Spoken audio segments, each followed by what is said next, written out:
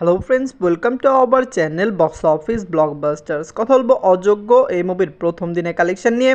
বুমরাং এই মুভির প্রথম দিনে কালেকশন নিয়ে। আপনারা জানেন সুপারস্টার জিৎ স্যার, যিনি বাংলার একজন বড় অ্যাক্টর, বাংলার দর্শকরা যাকে খুবই বেশি সাপোর্ট করেন এবং ভালোবাসেন, তার বুমরাং কিন্তু আজ রিলিজ হলো। তিনি বাংলার সুপারস্টার, একদিকে সুপারস্টারের ফিল্ম, একদিকে মেগা স্টারের ফিল্ম। প্রসেনজিৎ স্যারকে বাংলার মেগা স্টার বলা হয়। দুইটি ফিল্ম কিন্তু ক্ল্যাশ করলো একই ডেটে এবং দুইটি ফিল্ম আমার মনে হয় বক্স অফিস থেকে ব্লকবাস্টার কালেকশন করতে সক্ষম হবে। কথা বলবে দুই টিমের কালেকশন নিয়ে। ভিডিও ভালো লাগে তো লাইক করবেন এবং এখনও যদি বক্স অফিস ব্লকবাস্টার চ্যানেলটি সাবস্ক্রাইব না করে থাকেন, সবার আগে সকল মুভির latest update plus box office collection জানার জন্য আমাদের চ্যানেলটি সাবস্ক্রাইব করে নেবেন। প্রথমত বলবো অযোগ্য নিয়ে বাঁচল 3 কোটি টাকা। লিডার আপনারা জানেন মেগা স্টার প্রসেনজিৎ স্যার প্রথম দিন কমপ্লিট করে নিয়েছে। মেগা স্টার প্রসেনজিৎ স্যার অভিনীত অযোগ্য ফিল্মটি ওয়েস্ট বেঙ্গলে রিলিজ হয়েছে। ন্যাশনাল সিনেমাতেও মুভিটি রিলিজ হয়েছে। আপনারা জানেন ন্যাশনালি মুভিকে অনেক লোকেশনে রিলিজ করা হয়েছে। দর্শকরা যদি সাপোর্ট করে অবশ্যই মুভিটি বক্স অফিসে 5 থেকে 10 কোটি রুপি প্লাস বিজনেস করে নেবে। ঈদের প্রথম দিনে মুভিটি অল ইন্ডিয়া গ্রোস করেছে 75 লক্ষ রুপি।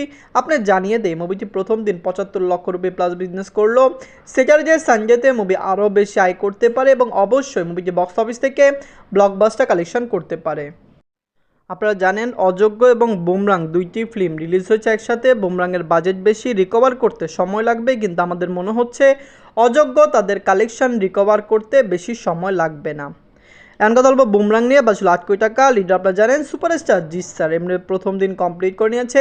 বুমরাং এমন সময় রিলিজ হলো যখন সুপারস্টার জিৎ স্যারের ক্রেজ সবচেয়ে বেশি। আপনারা জানেন বর্তমানে তিনি কিন্তু অনেক কমার্শিয়াল ফিল্ম করার পরে সায়েন্স ফিকশন ফিল্মে আসলেন। বুমরাং একটি science fiction plus comedy film এবং দর্শকরা এই মুভিকে সাপোর্ট করবে এটা আমাদের মনে হয়, কারণ আপনারা জানেন যখন একটি ধাঁচেতে আরেকটি ধাঁচে আয় অবশ্যই দর্শকরা সেই মুভিকে সাপোর্ট করে।